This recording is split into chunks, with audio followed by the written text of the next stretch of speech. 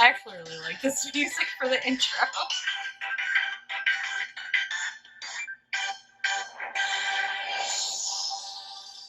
Okay. There we go. So this is the final video that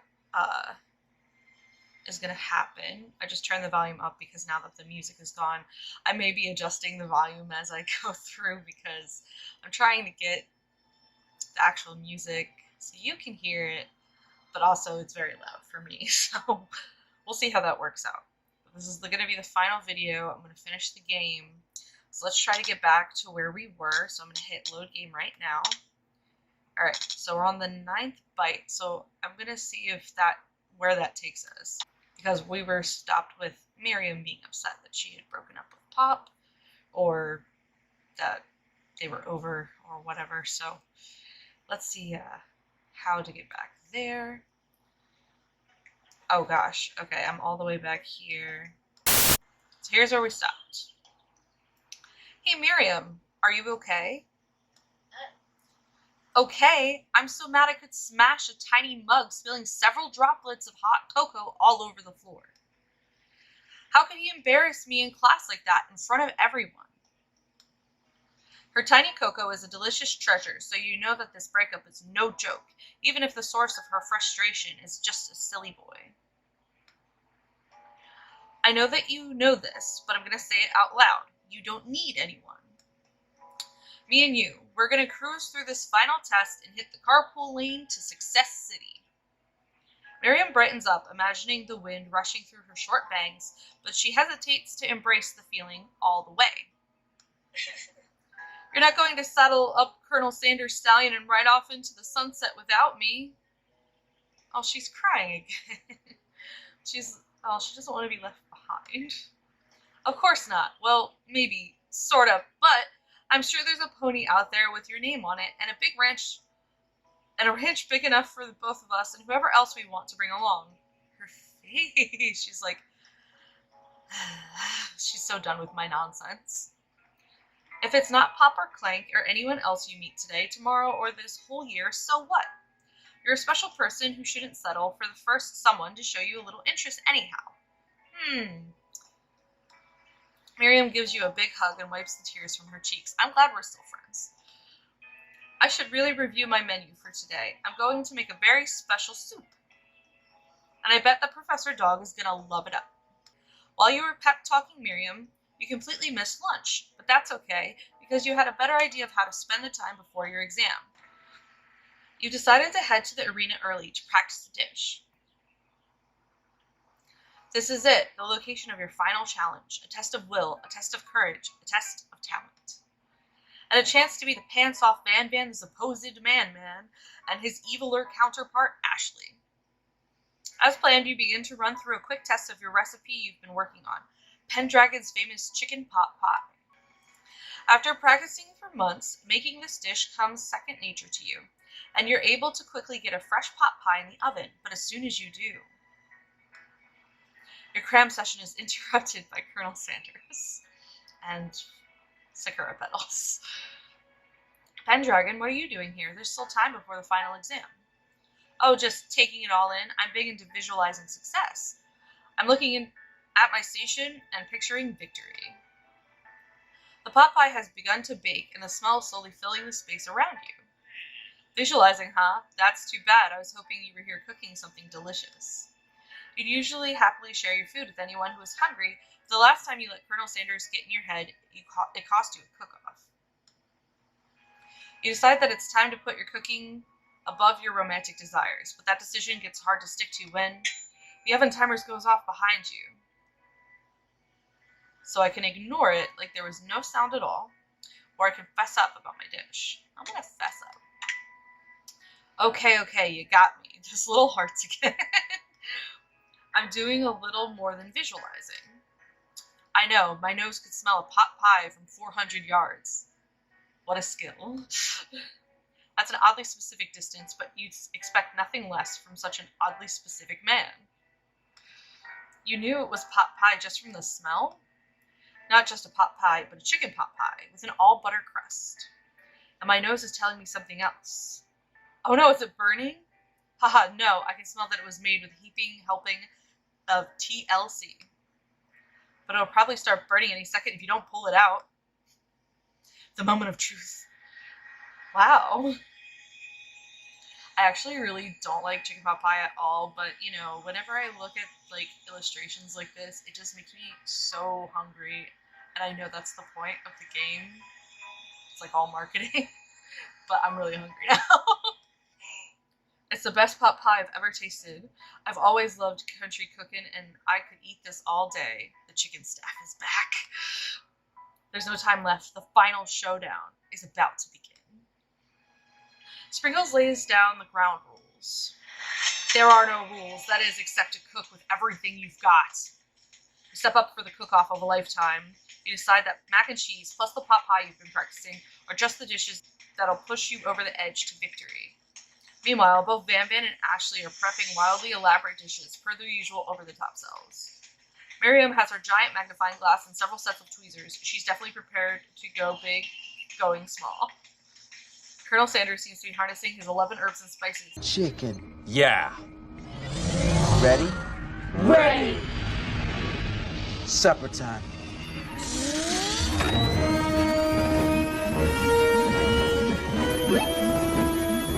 Hold it!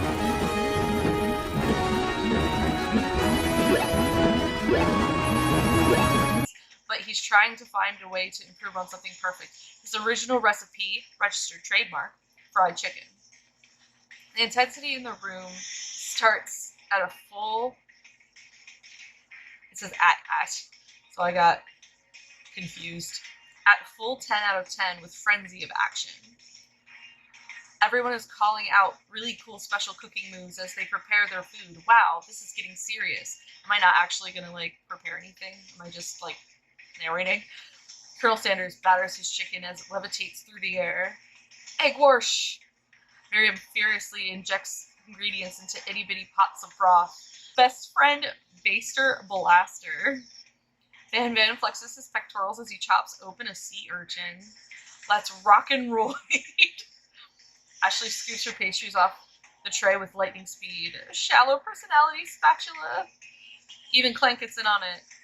5-dial pressure point chicken cooking technique. Wait, when did Clank learn to speak English? It's a singularity, as was foretold.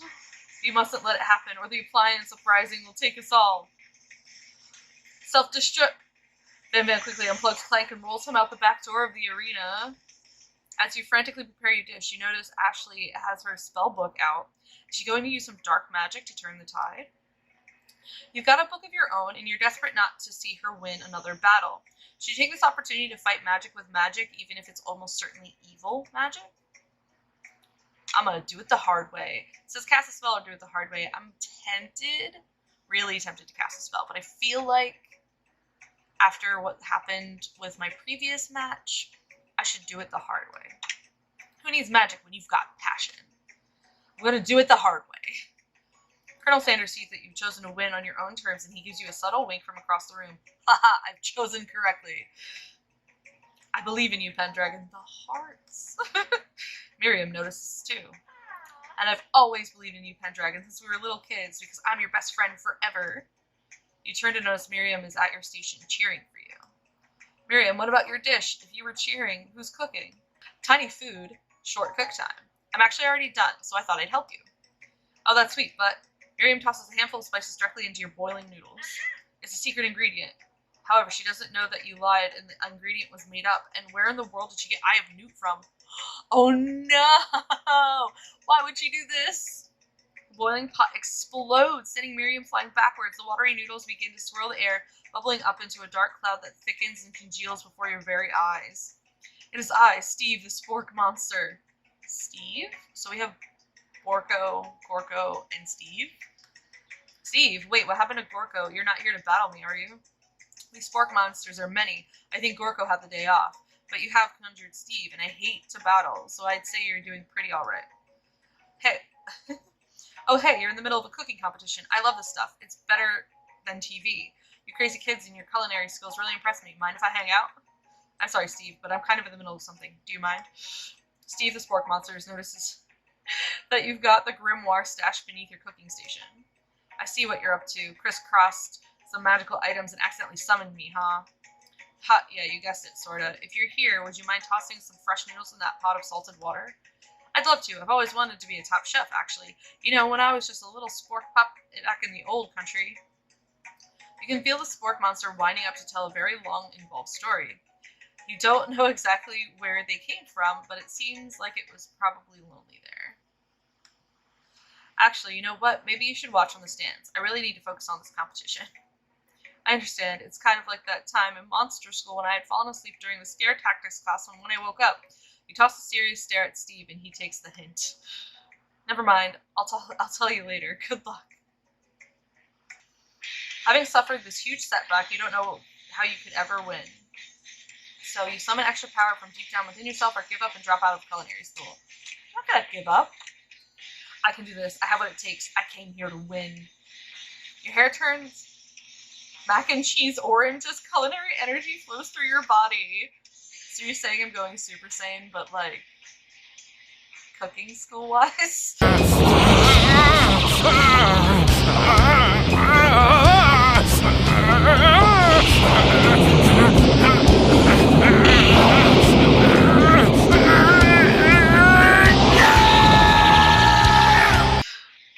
My heart is pure, my hands are steady, my taste buds have been preparing their entire lives for...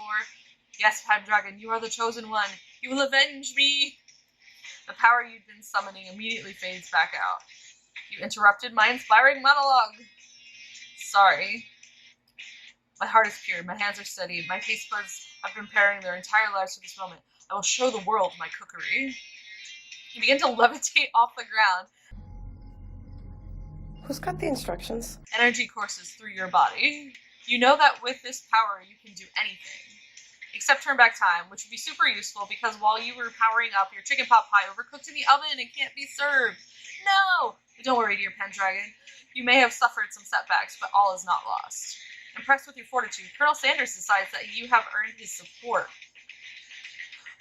I've been watching you today, and I must say I'm truly impressed. You've been thinking on your feet and rolling with the punches. He steps up to your station and stands right beside you. I'm here to help. The chicken staff. All you've managed to make is mac and cheese, and the time is almost up, so you're gonna need it. But Colonel Sanders, what about the test? What will happen to you? What about the rules? Following the rules has never been my thing. I follow my heart. Oh. What a guy. Colonel Sanders unfolds a delicate white towel to reveal the most delicious fried chicken tenders you've ever laid your eyes on. And besides, sometimes unexpected combinations have surprising effects that surpass their individual efforts. Are you suggesting if we combine forces, we can form the perfect food union? Time's up, students. With time expired, it's the moment everyone has been waiting for. You must now prepare to present your dishes. A handful of students stand tall, but the class seems incomplete. It seems we're missing some students. Pop? Clank? From off-screen, you hear a pure and innocent giggle that can only come from one student. Hee hee hee, I'm flying! It sounds like it's coming from the broom closet over there. Miriam, would you mind? Inside the closet, you see Pop hanging on a broom hook by the elastic of his underpants.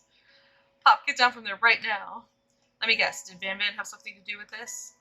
When someone asks for a wedgie, who am I to refuse? I thought a wedgie was a salad. See, if I think of a wedgie, I honestly, when I get potato wedges, a lot of times I call them potato wedgies. So, like, when I hear wedgie, sometimes I think of potato wedges. It looks like Pop is eliminated from the challenge, seeing how he didn't cook anything.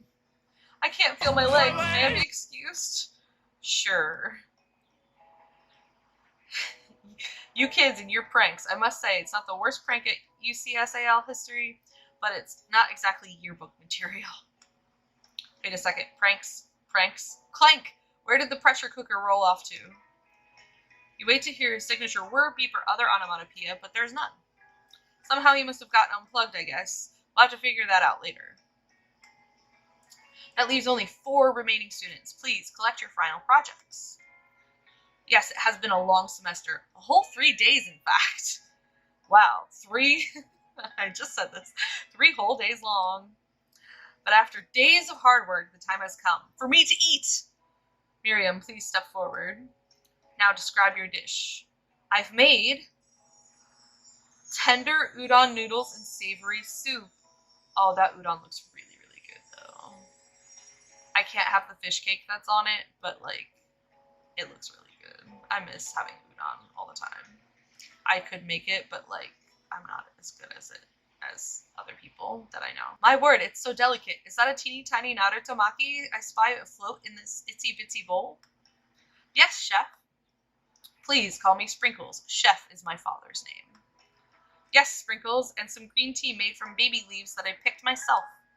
Sprinkles carefully sniffs around the dish before opening his mouth and letting just the tip of his pink dog tongue dip into the bowl. Sublime. Would anyone else like a taste? Oh, come on. I'm not one of those dogs who doesn't floss. I even have a really cute electric toothbrush for dogs. Fine, I'll enjoy it all by myself. And in a flash, the entire meal has been devoured. Not that it took much. It was less than a thimble's worth of soup. A+. Rarely do I taste a dish with as much love poured into it as yours. Miriam is overjoyed. She gives you a huge hug. Thank you, Pendragon, for helping me to believe in myself. Van, you're up. Now describe your dish. I made uni over smooth egg custard in an axe-hewn urchin shell topped with caviar. Did you skewer one type of urchin with spines from a second, different colored type of urchin? Yes, Sprinkles. A bit much, don't you think? That's exactly why I did it. A bit much is kind of my brand. Doesn't it look cool? Sprinkles leans in to sniff the uni, but he can't get his nose close on account of all the spikes. He begins to paw at it erratically, causing the custard to slosh around. Woof woof! Please be gentle with my cuisine. Grrr. Finally, Sprinkles goes all in, tongue first, but he can't get past all the needles. He reels back as his tongue is poked and prodded. Youch, my tongue! The professor appears to be having an allergic reaction to the sting. Oh no, how is he going to taste everyone else's food? I can't eat this. I keep poking my tongue. Disqualified. A stunning turn of events. Who would have thought that serving food in a bowl made of needles could make it difficult to eat? Dejected, Van does not go gentle into the night. Disqualified for glamour? Don't discount simplicity. This isn't the last you've heard of me. Before forcing us to endure his swollen tongue for another moment, Sprinkles graciously laps up a bowl of milk. I know. Yeah, I'm a dog and I drink milk. Get over it. Sometimes it helps calm my agitated tongue. Next student, Ashley, it's time to step up. Now describe your dish. I made orange blossom Turkish delight in a light rose water syrup topped with French meringue and connected by sugar glass. That actually doesn't sound too bad. Indeed, it's quite delightful. However, I ask that you please refrain from eating it or attempting to taste it in any way. It's very fragile and meant to be a display piece. Don't eat the food at a cooking school? Got toast in your ears or something, Pendragon? I told you, it's a display piece. Ashley, I must say it is beautiful. However, this is a cooking competition at a cooking school. Yeah, which is why I cooked it and did an extremely good job cooking it, too. I just didn't realize we were having an eating exam. An eating exam sounds nice. Like, let's just eat as an exam. Perfect. If I wanted to be judged on eating, I'd go to the College of Eating School for the Hungry. I suppose you could smell it if you absolutely insisted, but don't breathe too hard. You might disrupt the sugar spiral. If the food cannot be eaten, it cannot be judged. You are disqualified. Rage overtakes Ashley, and she finally cannot keep her two-faced routine up. You wouldn't know high-end cuisine if it could you. And with that, Ashley storms off to rededicate herself to being the best, but this time without being shackled by trying to be fake nice and liked by everyone. This isn't the last you've heard of me, either. If this class gets much smaller, I'll be teaching myself. You and Colonel Sanders, the final cooks, step up together. 2 chefs? What began as a bowl of delicious mac and cheese has become something else. He examines it closely, sniffing and eyeing the bowl. Uh-oh, I don't have a good feeling about this. From somewhere in the room, a literal drum roll plays. Just when I thought I'd seen everything in this kitchen, you give me this thing, and completely blow me away. In my 49 dog years of life, I have never tasted anything so delicious and perfectly balanced. It's so delicious, in fact, that everyone passes the class. Our food was so good. We got A's for everybody. Nice. You pass, you pass, and you pass, and you get a pass. Everyone gathers around and partakes of the mac and cheese bowl. They all seem to transcend this reality and into another dimension. You win. Together, you and Colonel Sanders have made a new menu item. The new menu item is so impressive that even Van Van and Ashley are drawn back in by its magnificent fragrance. When they gaze upon your mac and cheese bowl, they admit that you are indeed an excellent chef. Sprinkles declares that you have passed. Everyone has passed. There were supposed to be more battles, but come on, how could they be better than this one? Now that the school year is complete and everyone has graduated, the students return for one last assignment to get their grooves on. The cafeteria has been completely redecorated in order to serve as the site of the school's graduation dance. Nice. Compared to the massive high-tech cooking arena, this humble decor seems downright cute and cozy. DJ Dog is in the house. Oh! You knew that Sprinkles was a master chef, but also a world-renowned turntablist? Who says you can't teach an old dog new tricks? Van Van and Ashley tell everyone that they've committed themselves to righting the wrongs they did while they were the villains. For a moment, you actually believe them. Not another haunting. No ghosts allowed at graduation. It's clearly written in the school's bylaws. It was never actually a ghost. It was all a trick to get you to finally notice me. Oh, amusing. Now that everyone is together, it's the Spork Monster. He's totally mellowed out. Everyone, the Spork Monster is no more. From here out, I'd prefer that everyone refer to me by my new name, Party Monster. Student tries to finish what he had to say, but everyone is too wrapped up talking to Party Monster. Dejected, student walks off. Maybe things didn't work out for Miriam romantically, but she found the love in her cooking, and you know she's gonna do great. Her outfit's so cute. A red carpet rolls out across the floor of the ballroom. It's like a Hollywood movie premiere. Who could command such an entrance? It's Pop. He arrived late to the dance, but apparently for good reason. Walking the carpet, you see perched atop his dirty chef's hat. A crown? Welcome back, Pop. I know you weren't able to complete the final exam and accept your diploma, so we had it mailed directly to your father. We figured it was the least we could do for the school's dean. Oh, now I get it. And we get a new wing in the school, not to mention the honor of educating the son of Chancellor of such and such. Miriam, will you be my Lady King? What an incredible turn of events, an offer to join the royal family. It's like a dream come true. You'll get to be a princess, or maybe a queen. I'm not sure if he even knows, but either way, crowns and gowns, baby. I'm sorry, Pop, but I'm not interested. Not now, at least. I've got so much to do with my life. A twist on a twist. So many more 3-day universities to attend.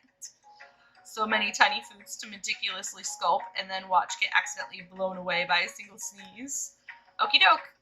The music at the dance is interrupted by the sound of sparking and electrical hissing. It's Clank, who arrived late to the dance. Now that I have graduated, I can reveal my truth. Whoa, he's still doing the talking thing. I am Clank, and I am not of this earth. I am actually from a faraway planet in another dimension. What? What? I actually feel like I knew it the whole time. Now that I have learned the ways of your kind, I must return. The portal opens up, and Clank disappears through it. Finally, Colonel Sanders arrives, along with the sakura petals flowing in, of course. Howdy, classmates. Whoa, he's in a t-shirt. Weird. Just like the first day you met him, he has come prepared to feed the entire class. However, it's not enough to just give them a bucket of chicken. This time it's a full meal. I didn't get to be the most famous chicken man in the history of chicken and man by not reminding people to go out and buy my chicken. The end?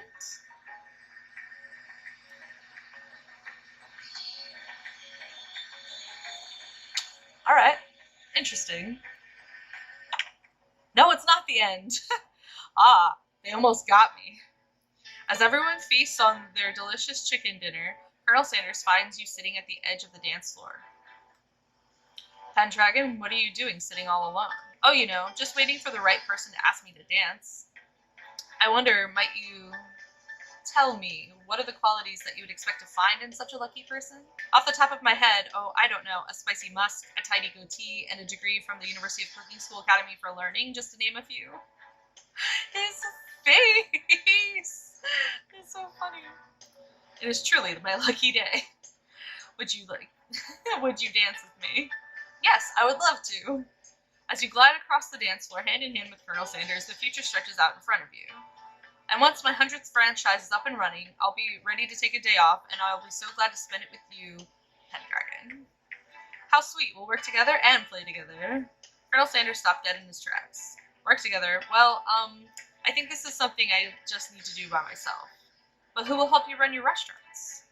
I don't believe I need help. Besides, based on your time at school here, do you really think running restaurants is the best path forward? Could it be you found a love connection but failed to earn Colonel Sanders' respect as a chef? Can you live with only half of him? Will you be able to endure sharing him with his other love, the life of an entrepreneur? I suppose I could enroll in pastry school. Oh, my dear Pendragon, I'm sure that you'll find your place eventually. And along the way, you'll have me by your side. The end. Okay, so I guess one of the endings of the game is you can impress him as being a chef, but not fall in love with him. You can fall in love with him, but not impress him as being a chef. Or both, but whatever. I did as best as I could. So we're done. The game is over. I don't think I'm going to play it again. At least not on here. Alright, well, I hope you enjoyed whatever, you enjoyed the journey we have gone on together, and I'll probably be playing some Sims soon. Bye!